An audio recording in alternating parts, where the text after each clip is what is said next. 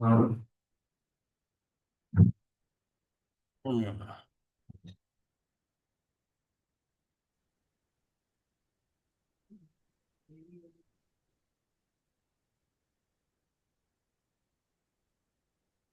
हाँ जी।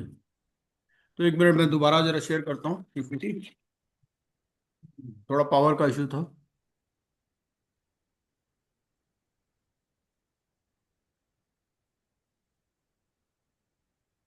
हम्म। ठीक है जी। तो विजिबल है मेरी स्क्रीन? Yes sir. है ना? हाँ। तो 54D हो गया। अब हम चलते हैं। अब base resolution plan, it shall be provided by CD। ठीक है। And fees payable to the IP proposed to be appointed as RP to perform duties before initiation shall form part of PPIRP cost। ये हो ही गया। 54D हो गया हमारा। ये कर लिया हमने। 54F। 54F क्या है? F से क्या आप ध्यान रखोगे? फंक्शंस। ठीक है। तो duties and powers of resolution professional. अब इसमें ड्यूटी में क्या बात, एक बेसिक बात क्या ध्यान में रखनी है आपको? दो तीन बातें बेसिक ध्यान में रखनी है। पहली बात कि ये मॉनिटर है। ठीक है। कस्टडी एंड कंट्रोल इसके पास नहीं आ रहा। पहली बात। दूसरी बात ये कि COC भी है। ठीक है। तो ये क्या करेगा? जो भी एक्टिविटीज है उस पे वॉच रखेगा कि भाई CD सब काम प्रॉपरली कर रहा है या नहीं कर रहा। अगर CD कोई काम नहीं कर रहा तो वो क्या करेगा? He will bring it to the notice of the COC। ठीक है। सबसे पहले क्या करना है? He has to confirm the list of claim submitted by CD in form P10। देखो, फॉर्म P2 और फॉर्म P10। फॉर्म P2 क्या है? P2 एक इनिशियल लिस्ट है। ठीक है। P2 में क्या है? P2 में अभी पब्लिक नोटिस नहीं हुआ। उससे पहले की लिस्ट है, शुरू शुरू में जो लिस्ट बनाई P2। उसके बाद में उसको उसने अपडेट कर दिया P10 के अंदर। अब जो भी अमेंडमेंट होगी वो P10 के अंदर होगी। ठीक है।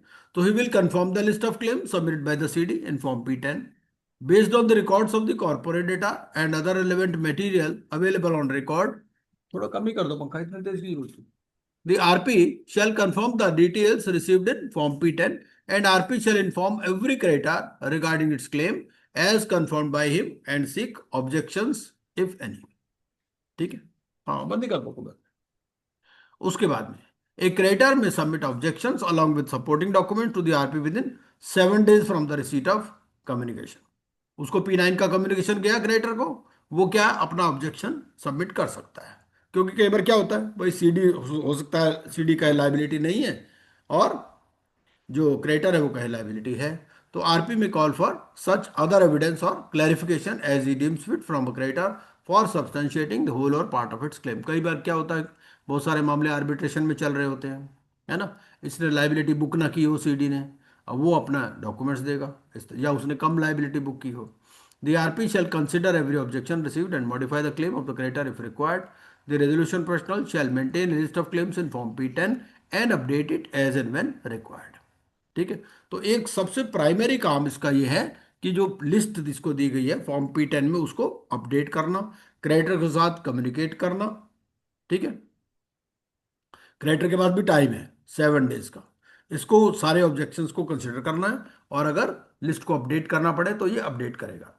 एंड फॉर्म 10 शैल P10 ही है सारा, जहां पर भी है फॉर्म अगर P नहीं भी लिखा है तो P है। ठीक है। तो form P10 shall be available for inspection by the creditors, members, partners, directors, and guarantors of the corporate data, displayed on the website if any of the corporate data, filed with the board on the electronic platform, and presented at the meetings of the committee as and when updated।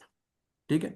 And where amount of claim is not precise, RP to make best estimate. ठीक है। ये सारे provisions तो same है, date जैसे foreign currency में है, they have to be valued on considering the exchange rate on the date of the this commencement date. ठीक है। And if any debt is transferred or assigned, then both the creditors and the party to whom the debt is assigned, they will confirm it to the RP। He will monitor the management। यहाँ monitor करेगा ये management, इसके पास नहीं आ रहा। Powers of the board is not suspended. ठीक है। तो board अपनी मीटिंग्स कंडक्ट करेगा। तो क्या ये बोर्ड मीटिंग में जा सकता है? The answer is yes. ठीक है। So he will monitor the management of the affairs of the CD and if there is any breach he will inform the COC। He will constitute the COC, convene and attend the COC meeting. ठीक है। Appoint two registered valuers within 3 days of its appointment. तो यहाँ 3 दिन का time है for appointment of two registered valuers. Now he will prepare the information memorandum. CD ने क्या बनाया था? प्रीलिमिनरी इंफॉर्मेशन मेमोरेंडम, और उस प्रीलिमिनरी इंफॉर्मेशन मेमोरेंडम के बेसिस पर ये बनाएगा information memorandum. So he will prepare the information memorandum within 14 days from the commencement date on the basis of preliminary information memorandum and other relevant information. And he will file application with AA for avoidance fraudulent wrongful trading transaction by 60th day of the commencement date। ठीक है। सबसे पहले तो जो declaration है regarding avoidance transactions वो CD भी दे रहा है अपनी एप्लीकेशन के साथ में। ठीक है। और ए इसको अगर फाइल करनी है आरपी को, तो इसको भी फाइल करनी है बाई 60th। ठीक है। ये इसकी कुछ ड्यूटीज एंड पावर्स है। ये ड्यूटीज है इसकी। अब इसकी कुछ पावर्स देख लेते हैं।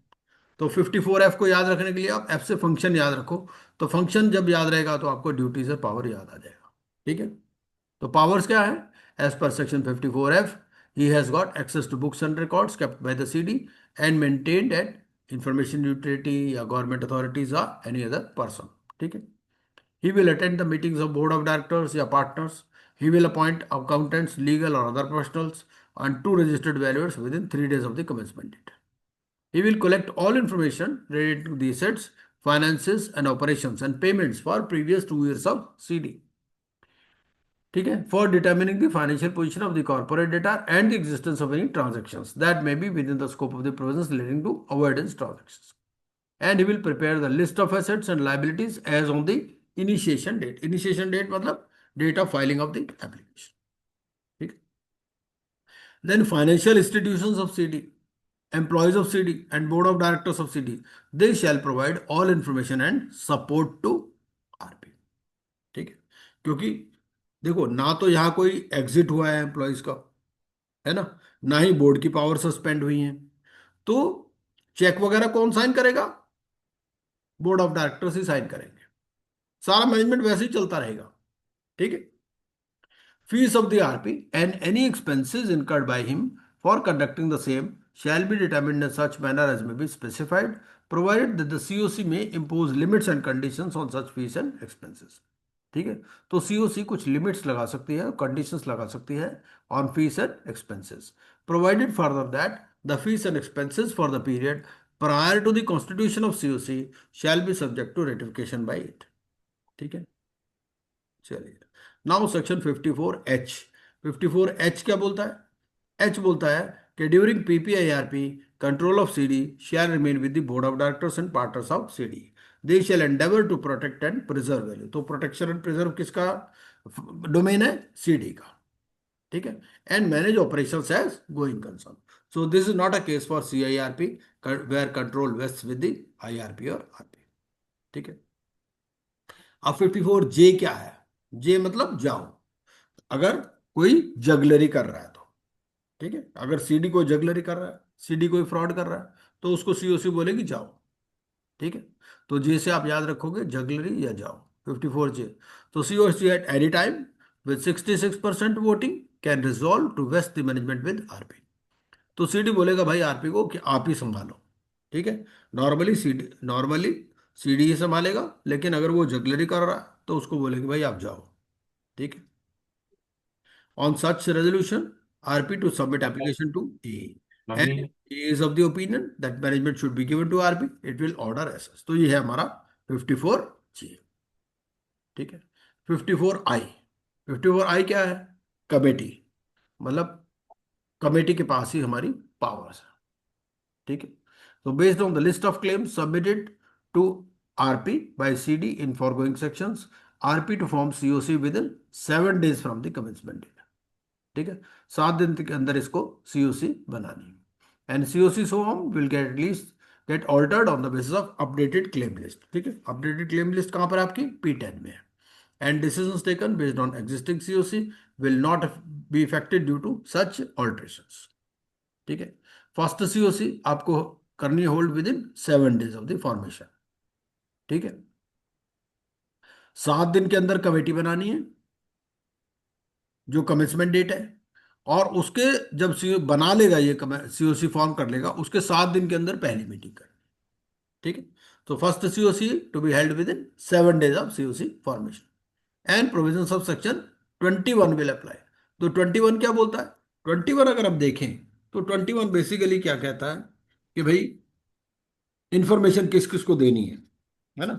21 हमारा कमिटी ऑफ क्रेडिटर्स की बात करता है। तो वो इसको कहता है कि एक्सेप्ट सबसेक्शन 1। तो सबसेक्शन 1 में क्या है? The IRP shall after collection of all dues constitute a committee of creditors where the corporate debtor has only creditors in a class, ठीक है, and no other financial creditor who are not related parties. So the committee shall consist of only the authorized representative or representatives of class of creditors. ठीक है, simple. Where the CD is only OC, तो COC will be of the 10 largest OCs, one representative of workmen, one representative of employees. ठीक है। अब यहां पर भी क्या रिलेटेड पार्टी की कॉन्सेप्ट एप्लीकेबल होगी? The answer is yes. ठीक है। उसी में भी आपको रिलेटेड अनरिलेटेड वहां पर भी देखना है, ऐसा नहीं कि उसी में नहीं देखना है, क्योंकि क्या लिखा है? Mutatis mutandis. Voting rights of such COC will be in the ratio of total debt of CD. Total debt क्या है? Debts due to OC plus workman plus employees. ठीक है। Any change in composition of COC shall be inform to all creditors within 2 days of such change. ठीक है। And RP can call meeting of COC as and when required and creditors representing 33% of voting right they can inform RP to call the meeting. ठीक है। Notice of meeting to be given to all creditors before 3 days of the meeting and this time can be reduce to 24 hours। ठीक है। And for 48 hours where there are representatives in COC. ठीक है। Notice may be sent by email, text or attachment and subject line of mail will be क्या होगा उसमें? Name of CD, place, date and time of meeting. ठीक है। Quorum क्या होगा? 33% of voting physically or video or visual media. And COC may modify this quorum for future meetings. अगर adjourn होती है कोई मीटिंग तो क्या होगा? Same time place on the next day and it shall be quorate with members attending it, चाहे quorum हो या ना हो। And RP to chair the meeting and RP to ensure that required quorum is present throughout the meeting। ऐसा नहीं भाई आ रहे हैं जा रहे हैं लोग उसमें, तो पूरी मीटिंग के अंदर कोरम प्रेजेंट रहना चाहिए। ठीक है। ये हमारा 54I जी हमने देख ही लिया। Committee with creditors in A class. The RP shall provide the list of creditors in each class to the respective authorized representative within 3 days of the commencement of the process। ठीक है। ये AR को list देगा, है ना, और updated list as and when updated. Clarification: the authorized representative shall have no role in receipt or confirmation of claims of creditors of the class he represents। ठीक है। जहां तक क्लेम्स की बात है उसमें एआर का कोई रोल नहीं है, नॉर्मल जैसे सीआईआरपी में वहां पर भी सेम है। RP shall provide electronic means of communication between the authorized representative and the creditors in the class, and voting share of a creditor in a class shall be in proportion to the financial debt, which includes an interest at the rate of 8% per annum unless a different rate has been agreed to between the parties। ठीक है। ये 8% वाली concept किस में है? सिर्फ creditors in A class में है। ठीक है, बाकियों में नहीं है। The authorized representative shall circulate the agenda to creditors in a class and may seek their preliminary views on any item in the agenda to enable him to effectively participate in the meetings of the committee। ठीक है। Provided that creditors shall have a time window of at least 12 hours। भाई आप इसको समझो क्या है कि class of creditors है। अब क्लास ऑफ क्रेडिटर्स को कौन रिप्रेजेंट कर रहा है? Authorise representative. मीटिंग में कौन जा रहा है? एआर जा रहा है। तो सबसे पहले उनको ये कहेगा कि भाई देखो ऐसा है, आप अपना ना पहले एक प्रिलिमिनरी व्यूज ले लो। ठीक है। तो उनको वोटिंग विंडो देगा, टाइम विंडो देगा at least 12 hours to submit their preliminary views. और तो ये भी सब कैसे होता है, इसके लिए आपको एक प्लेटफॉर्म दे देते हैं। ठीक है। क्योंकि फिजिकली तो मीट नहीं कर रहे, है ना, तो इनको क्या करते हैं? वोटिंग प्लेटफॉर्म दे देते हैं प्रिलिमिनरी व्यूज के लिए भी। जैसे आपने केबीसी देखा होगा, तो केबीसी में होता है पहले फास्टेस्ट फिंगर फर्स्ट खेलते हैं, तो वैसा ही है समझ लो। ठीक है। The authorized representative shall circulate the agenda to creditors in a class and may seek their preliminary views on any item in the agenda to enable him to effectively participate in the meeting of the committee, provided that Creators shall have a time window of at least 12 hours to submit their preliminary views, and the said window opens at least 24 hours after the authorized representative seeks preliminary views. ठीक है. Provided further that such preliminary views shall not be considered as voting instructions by the creators. ठीक है. RP to circulate the minutes of the meeting by electronic means to all members of the committee and authorized representative within 24 hours of the conclusion of the meeting. ठीक है. And सी के vote of the members who did not vote at the meeting. हमने जब CIRP discuss कर रहे थे तब भी डिस्कस किया था ये मैटर कि कई बार क्या होता है, मान लीजिए कोई रेजोल्यूशन ऐसा है जिसमें 66% मेजोरिटी चाहिए और वहां पर मेजोरिटी आई नहीं, कुछ लोग वो आए नहीं या आए तो उन्होंने वोट नहीं किया, तो फिर क्या करते हैं, ये वोटिंग विंडो ओपन रखते हैं. ठीक है.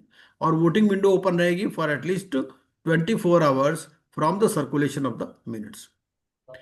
अब यहां पर क्या है, यहां CIRP में ये चेंज हो चुके हैं प्रोविजंस, तो आपको CIRP के प्रोविजंस के साथ मिला करके पढ़ने हैं फॉर ए कंपैरेटिव अंडरस्टैंडिंग. ठीक. The authorized representative shall circulate the minutes of the meeting received under sub-regulation 4 to creditors in a class and announce the voting window at least 24 hours before the window opens for voting instructions and keep the voting window open for at least 12 hours. ठीक. Application for PPARP form 1 के अंदर application जाएगी.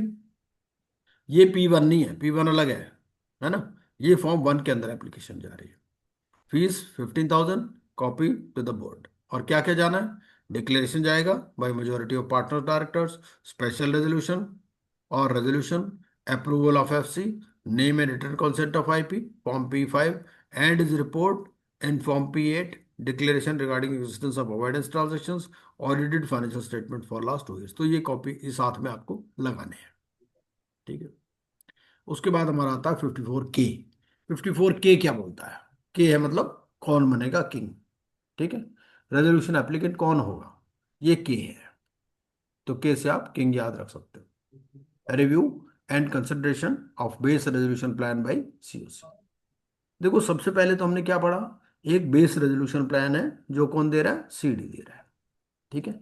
तो क्या CD किसी और को भी साथ में ज्वाइन करा सकता है, द आंसर इज यस, है ना.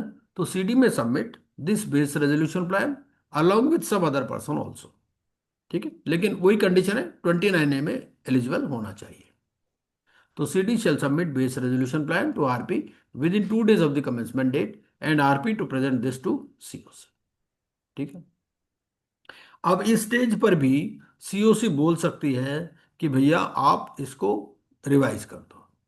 ठीक है. तो COC may give an opportunity to CD to revise the base resolution plan before its approval or calling of resolution applicant from prospective resolution applicants. ठीक है. Section 30 shall be applicable, submission of resolution plan. तो जो submission of resolution plan है उसकी जो भी conditions है कि फिजिबल होना चाहिए, कैपेबल ऑफ इम्प्लीमेंटेशन होना चाहिए, लिक्विडेशन वैल्यू, है ना, डिसेंटिंग फाइनेंशियल क्रेडिटर, वो सारी जो कंडीशंस जो सेक्शन 30 में दे रखी हैं वो सारी की सारी यहाँ पर भी एप्लीकेबल हो जाएंगी. ठीक है. So COC will approve the base resolution plan for submission to the adjudicating authority if it does not impair any claims owed by the corporate debtor to the operational creditors. ठीक है. क्या क्या condition है कि भाई OC का कोई hair cut नहीं होना चाहिए. ठीक है. Now if COC does not approve the base resolution plan, एक और चीज आपको ध्यान में रखनी है कि ये जो PPIRP प्रोसेस लाया गया है, PPIRP प्रोसेस लाया गया है to basically to protect the MSME sector. ठीक है. प्रोटेक्शन इसका मेन एम है. तो इस मेन एम में आपको क्या देखना है, इसको मेन एम में आपको ये देखना है कि इसको लास्ट तक चांस देंगे. जब नए रेजोल्यूशन एप्लीकेंट भी आ जाएंगे ना, उसके बाद भी इसको चांस देंगे. आप ऐसा समझिए कि जैसे एक गवर्नमेंट ऑर्गेनाइजेशन है, गवर्नमेंट ऑर्गेनाइजेशन में क्या होते हैं, कुछ डिपार्टमेंटल कैंडिडेट होते हैं, कुछ बाहर वाले कैंडिडेट होते हैं, है ना. तो डिपार्टमेंटल कैंडिडेट को चांस दिया जाता है. यहां पर भी यही है कि ये क्या करेंगे, सबसे पहले तो देख लेंगे भाई अगर बेस रेजोल्यूशन प्लान ओके है, फिर तो वहीं पर ये खत्म हो गया, रेजोल्यूशन प्लान हो गया, ठीक है, एडजुडिकेटिंग अथॉरिटी को सबमिट कर देंगे। अगर उनको ठीक नहीं लग रहा सीओसी को, तो क्या कहेंगे कि भाई आप उसको इम्प्रोवाइज कर लो। क्या कंडीशन है? इंपेयरमेंट नहीं होना चाहिए ऑफ द ओसीज क्लेम। ठीक है।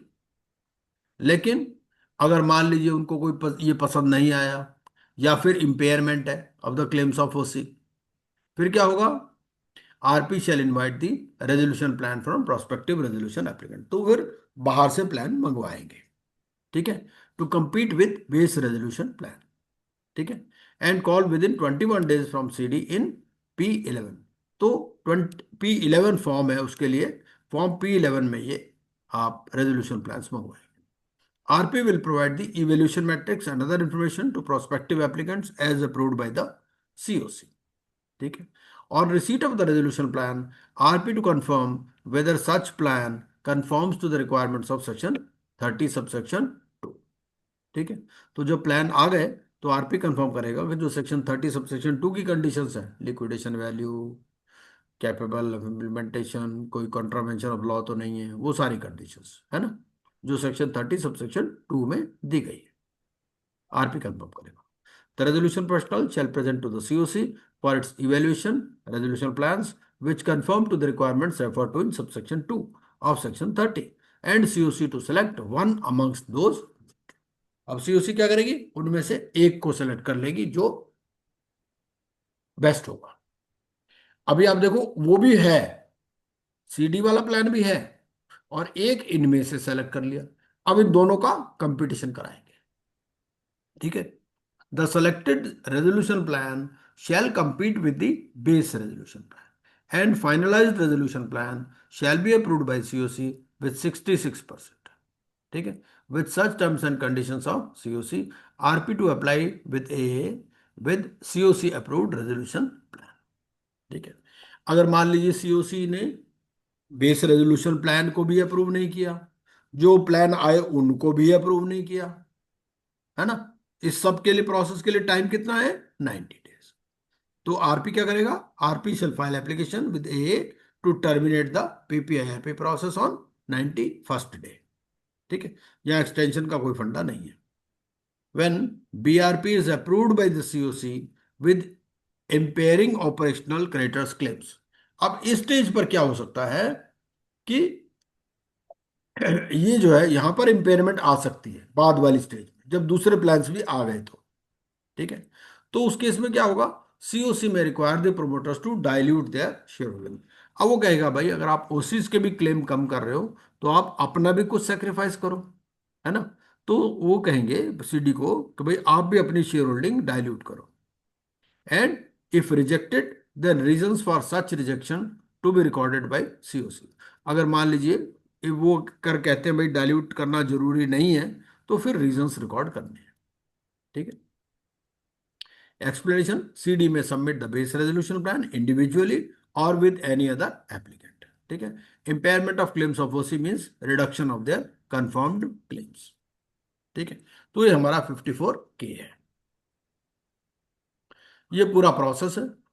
एप्लीकेशन फॉर पीपीआईआरपी जब एडमिट हो गई, 2 दिन के अंदर पब्लिक अनाउंसमेंट करनी है, 3 दिन के अंदर रजिस्टर्ड वैल्यूअर्स को अपॉइंट करना है, 7 डेज के अंदर सीओसी कॉन्स्टिट्यूट करनी है, और फिर नेक्स्ट 7 डेज में फर्स्ट सीओसी की मीटिंग कंडक्ट करनी है। ठीक है, और इंफॉर्मेशन मेमोरेंडम देना है सीओसी को। उसके बाद में 21 डेज के अंदर publication of invitation for resolution plans, 30 days के अंदर फॉर्मिंग ओपिनियन और अवॉइडेंस ट्रांजेक्शन्स, 30, 45 और 60 डेज का पीरियड है यहाँ पर। जैसे वहां पर कितना है? वहां पर पीरियड है आपका सीआईआरपी में, कितना पीरियड है सीआईआरपी में?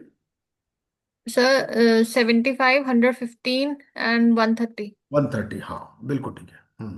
यहाँ पर पीरियड आपका 30, 45 और 60। ठीक है। और यहाँ अवॉइडेंस एप्लीकेशन सीडी को भी फाइल करनी है at the time of filing, ये भी ध्यान में रखना है। ठीक है। और फिर 90 डेज के अंदर approval of resolution plan by COC and submission of approved plan to adjudicating authority, और 120 डेज में फिर अप्रूवल और rejection of plan by adjudicating authority. तो ये पूरा प्रोसेस है हमारा 120 डेज का। Invitation for resolution plans, regulation 43 क्या कहता है ये? The resolution personal shall publish brief particulars of the invitation for resolution plan in form P11। ठीक है, तो फॉर्म P11 में क्या होगा? It shall provide the last date for submission of resolution plan which shall not be less than 15 days, मतलब कम से कम 15 दिन का टाइम इसको देने के। It will not require any non refundable deposit for submission of or along with the resolution plan. Form P11 shall state where the invitation for resolution plans can be downloaded or obtained from। ठीक है, तो form P11 क्या है? Basically जैसे invitation पर expression of interest होता है ना, वैसा ही। It shall include the basis for evaluation, basis for considering a resolution plan significantly better than another resolution plan, tick size or manner of improving a resolution plan. ये सारी बातें आपको P11 के अंदर देनी है। अप्रूवल ऑफ रेजोल्यूशन प्लान कैसे होता है? अप्रूवल सबसे पहले तो यह है कि CD shall submit the base resolution plan to RP and RP shall submit it to COC within 2 days of the commencement of PPAP। ठीक है, अब ऐसा हो सकता है कि जो बेस रेजोल्यूशन प्लान है वो कह रहा है भाई मैं तो 100% क्लेम्स दे दूंगा ओसीज के, तो क्या होगा? ये स्ट्रेट अवे इसी को अप्रूव कर सकते हैं। इसको अप्रूव कर दिया, सीधा एडजुडिकेटिंग अथॉरिटी के पास एप्लीकेशन चली गई। ठीक है, अब मान लीजिए सीओसी ने बेस रेजोल्यूशन प्लान को अप्रूव नहीं किया, तो क्या होगा? ठीक है, तो RP shall invite plans for competing with the base resolution plan. Form P11 वो इशू करेगा, है ना। तो COC to evaluate the plans presented by RP and select the best resolution plan. तो मान लो एक्स है, ठीक है। अब ये हमें कंपेयर करना पड़ेगा, क्या एक्स बेटर है देन बेस रेजोल्यूशन प्लान? ठीक है, and X to compete with base resolution plan in the manner specified by IBBI। So either X or the base resolution plan shall be selected for approve. इन दोनों में से एक को approve करेंगे, है ना। And COC may approve the selected plan. And और अगर मान लो कोई भी प्लान अप्रूव नहीं हुआ, तो क्या होगा? RP shall file application for termination of the process. अब इसमें ये जो हमने यहां बात की टिक साइज की, यहां बात की ना हमने कि भाई टिक साइज क्या होगा, मैनर ऑफ इंप्रूविंग क्या होगा, वो उसको क्या कहते हैं? हम उसको कहते हैं स्विस चैलेंज मेथड। ठीक है, तो स्विस चैलेंज मेथड में होता क्या है? It is a bidding process wherein a bidder, original bidder makes an unsolicited bid to the auctioneer and once approved the auctioneer then seeks counter proposals against the. जैसे हमारे पास एक base resolution plan आ गया, है ना, तो हम अब जो हमारे पास नए जो रेजोल्यूशन एप्लीकेंट्स आए थे, उनमें से भी हमने एक को सेलेक्ट कर लिया। अब उन दोनों का कंपटीशन कराना है आपस में, है ना। यही स्विस चैलेंज मेथड है।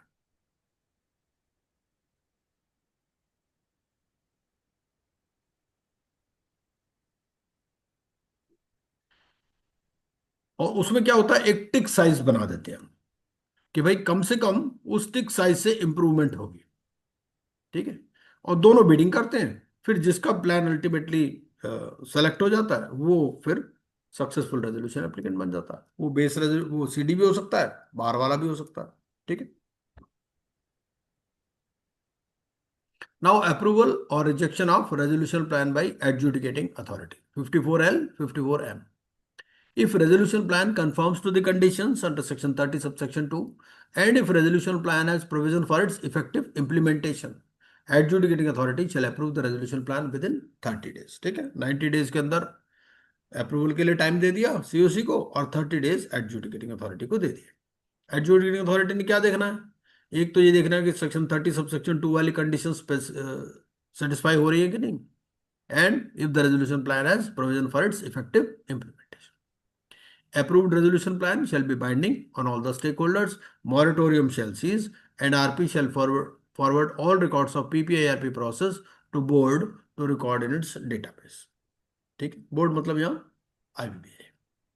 Where resolution plan does not satisfy conditions as above, adjudicating authority will reject the resolution plan within 30 days and shall pass order under section 54N। ठीक है, तो N में क्या है? Termination of PPIRP। On passing of the order under section 54N, adjudicating authority shall pass order under section 33, है ना, तो liquidation order pass कर देंगे। And PPIRP cost shall be part of liquidation cost.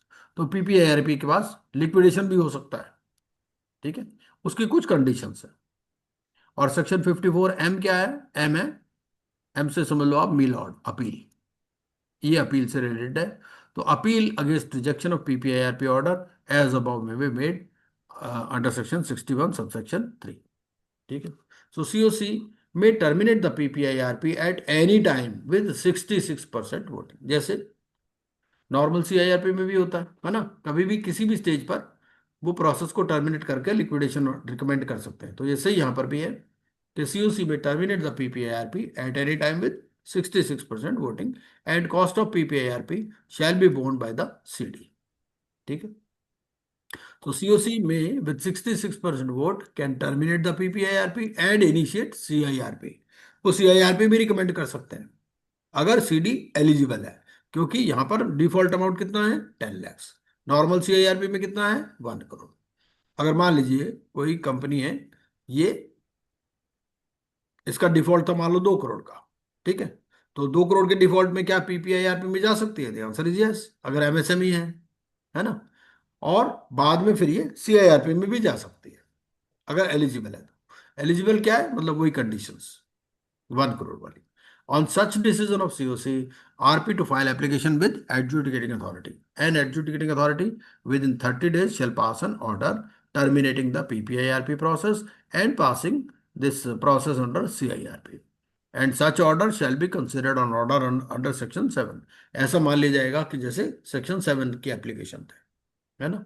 It shall pass order appointing RP subject to written consent of RP and fulfilment of conditions and shall declare the PPIRP cost, it shall be part of CIRP cost, ठीक है। और CIRP commencement date क्या होगी? जो भी date of such order होगी, ठीक है। ये हमारा है सेक्शन 54L, सेक्शन 54M। ये हो ही गया, ये हमने कर ही दिया। ये आप देख ही सकते हो, इसमें कोई खास बात नहीं है।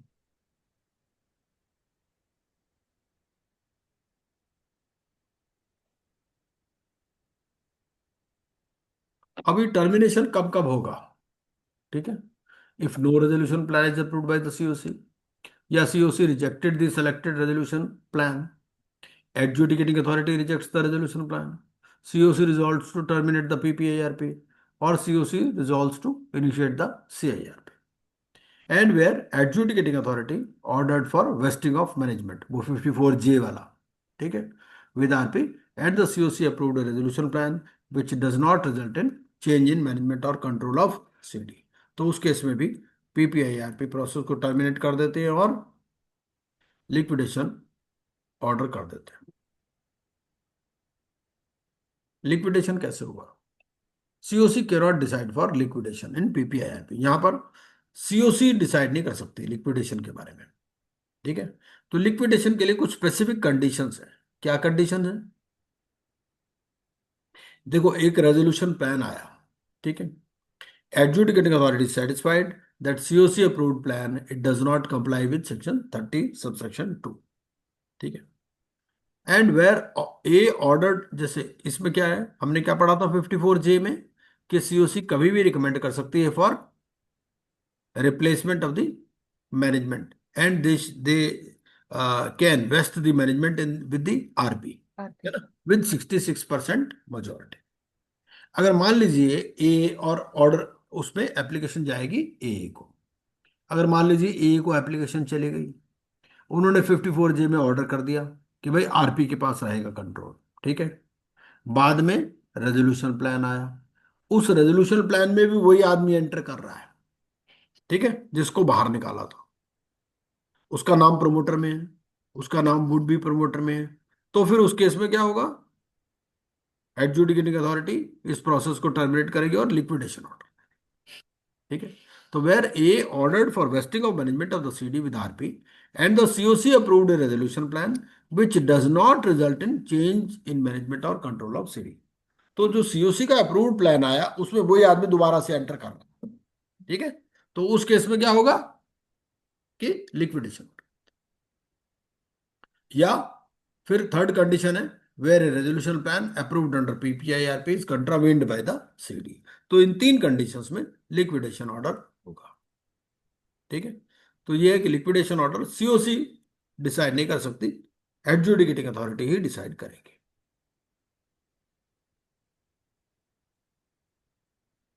अच्छा, उसके बाद में स्विच टू CIRP 54O 0। ठीक है, तो हीरो टू जीरो, पहले क्या था, ये हीरो बना हुआ था CD, अब बन गया 0, दोबारा CIRP स्टार्ट हो। तो COC at any time after initiation of PPARP but before approval of resolution plan by 66% vote may resolve to initiate CIRP। ठीक है, तो COC भी कह सकती है, COC लिक्विडेशन के लिए रिकमेंड नहीं कर सकती, लेकिन CIRP के लिए रिकमेंड कर सकती है। ठीक है, अदर CD अदरवाइज एलिजिबल है, मतलब बाकी कंडीशंस मीट करता है तो RP to intimate adjudicating authority of the decision taken by COC to initiate CIRP against the CD, or adjudicating authority by order shall terminate the PPA, RP, appoint RP under RP as IRP, and declare that PPIRP cost shall be included in IRP cost. And order of adjudicating authority shall be deemed to be order of admission under section 7, and CIRP shall commence from the date of such order.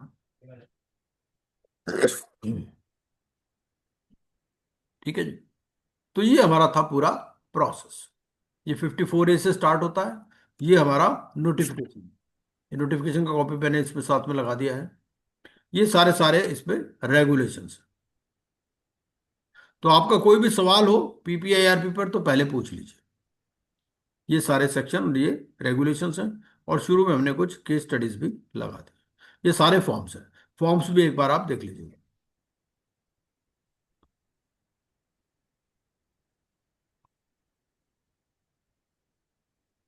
ये सारे form भी मैंने इसके अंदर लगा रखे हैं, form P14 तक है इसमें। और फिर ये रूल्स भी है, तो दोनों है, रूल्स भी हैं और रेगुलेशंस भी है ना। तो रूल्स में क्या है, बेसिकली फॉर्म 1 है, फॉर्म 1 है फॉर एप्लीकेशन, ये ये फॉर्म 1 है।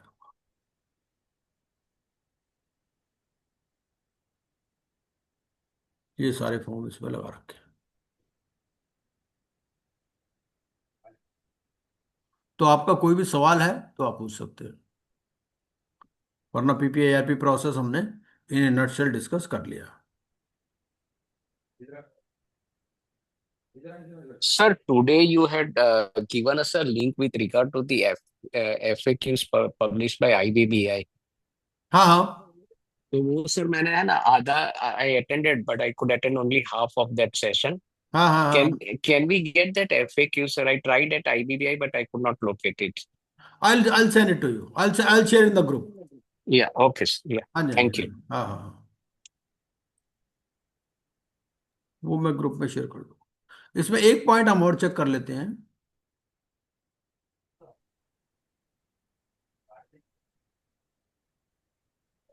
एक-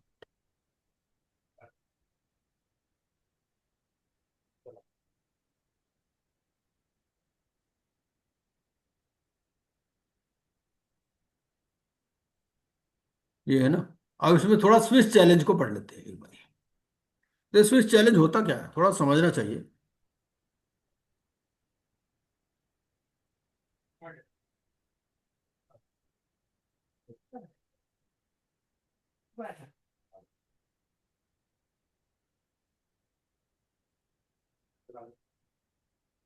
ये ये स्कोर कैलकुलेशन कैसे होता है, थोड़ा सा समझ लें। ये देखिए, ये क्वेश्चन सबसे पहले तो क्या है कि committee shell identify certain parameters for evaluating. अब ये पैरामीटर्स किस तरह से फिक्स होते हैं, से इट में बी अपफ्रंट पेमेंट, भाई कोई कोई ज्यादा अपफ्रंट पेमेंट देगा, कोई कम देगा, इस तरह से। फ्रेश इक्विटी इन्फ्यूजन हो सकता है, टर्म ऑफ रेजोल्यूशन प्लान हो सकता है। उसके अलावा फिर वो ये भी कह देते हैं कि provided x should not be less then 20। ठीक है, इस तरह से कोई भी क्राइटेरिया फिक्स आप कर सकते हैं। अब हुआ क्या, 3 रेजोल्यूशन प्लान आए, एक एग्जांपल है ये। ठीक है, अब अपफ्रंट पेमेंट में एक ने कहा 20, दूसरे ने कहा 22, तीसरे ने कहा 15। अब इसका चिरंजी लाल वाला तो पहले ही रिजेक्ट हो जाएगा, क्योंकि अपफ्रंट पेमेंट इन्होंने क्या कहा था कि 20 से कम नहीं होना चाहिए। ठीक है। उसके बाद फ्रेश इक्विटी इन्फ्यूजन, एक ने कहा 100 करोड़ इन्फ्यूज करूंगा, दूसरे ने बोला 110, तीसरे ने बोला 80। टर्म ऑफ रेजोल्यूशन प्लान, एक ने बोला 2 साल में, 2 साल में, 2 साल में, तीनों बोले 2 साल में हम इम्प्लीमेंट करेंगे प्लान। ठीक है। तो अब ये क्या करते हैं, इसकी ना स्कोर की कैलकुलेशन करते हैं। जैसा 20 × 1.5, इसका 1.5 मल्टीपल है ना। इस तरह से 100 × 2, और फिर 2 × 2.5, इस तरह से ये इसका एक स्कोर बना लेते हैं। क्योंकि सबको कॉमन प्लेटफॉर्म पे तो लाना पड़ेगा ना। तो पहला स्कोर बन गया 225, दूसरे का बन गया 248। ठीक है।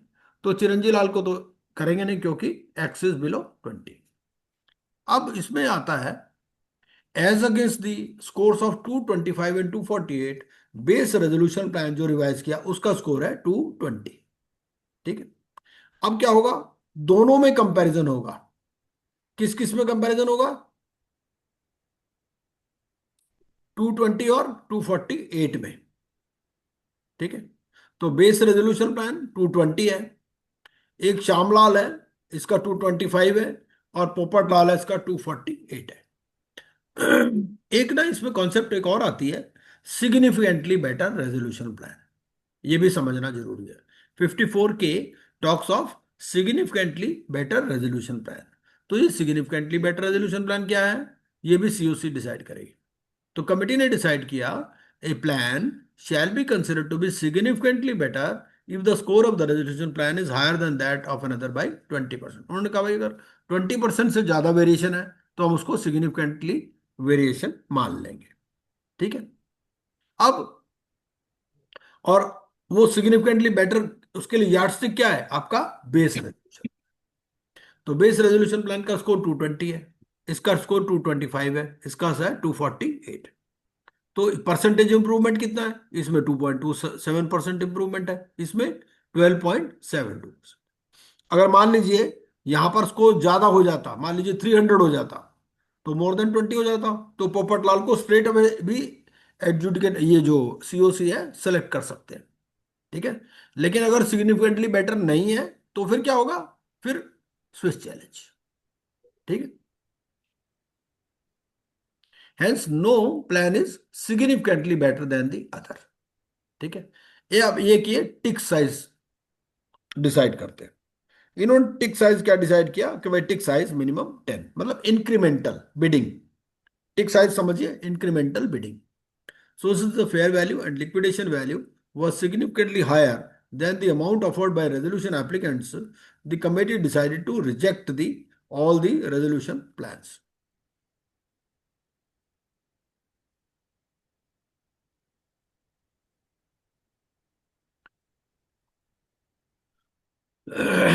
और टिक साइज कैसे होगा वो भी मैं आपको समझा देता हूं, एक मिनट।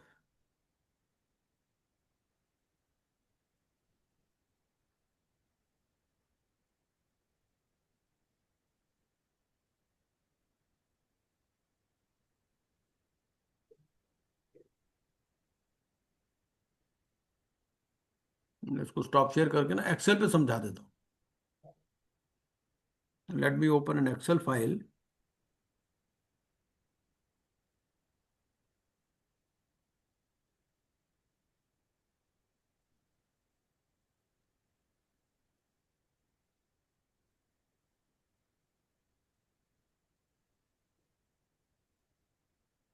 शेयर करो।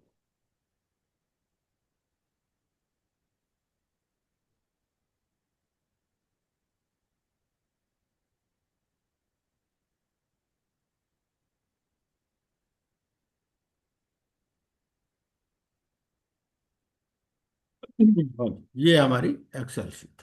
ठीक है। तो एक्सेल शीट में क्या है, देखो कंपैरिजन आपको क्या करना है, दो प्लान्स में करना है। एक तो आपका है बेस रेजोल्यूशन प्लान, ये तो आपका बीआरपी है। और एक जो जो इनमें से बेस्ट हमने सेलेक्ट किया वो हो गया एक्स। ठीक है। अब मान लीजिए यहां हमारा जो स्कोर है, ठीक है, everything is reduce to a score, मैंने बता दिया कैसे स्कोर होता है। तो बीआरपी का स्कोर मान लीजिए 220 है। ठीक है।